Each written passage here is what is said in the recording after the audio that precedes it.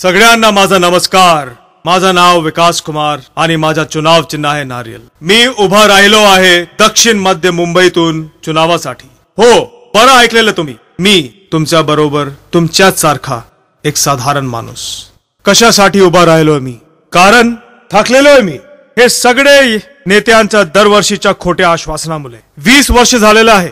20 काय, आजादी मिळवून आम्हाला 62 वर्ष झालेलं आहे। पण काय परिवर्तन झालं आमच्या जिंदगीमध्ये? वर्ष दर वर्ष हे सगळे नेते येतात तुमच्या मतांसाठी, पण परिणाम काय झालेला आहे? काहीच नाही। म्हणूनच मी एक साधारण माणूस उभा राहिलेलो आहे। माझं नाव आहे विकास कुमार, माझा चुनाव चिन्ह आहे नारळ। मी उभा राहिलेलो आहे दक्षिण मध्य मुंबई। मी कोणी नेता नाही आणि पदवीची किंवा कुर्सीची किंवा पैशांची मला लोभ नाही। एक साधारण माणूस आहे। मी नेता नाही आणि आम्हाला गरज नाही अशा नेत्यांची जे फक्त कुर्सीवरून बसून पैसे कमवतील। आम्हाला गरज आहे तरी असं माणसांची जो आमच्या बरोबर कांद्याला कांदा लावून आमच्या जीवनात परिवर्तन आणेल। तोच माणूस आहे मी। मी तुमच्याकडे हीच प्रार्थना करण्यासाठी आलेलो आहे।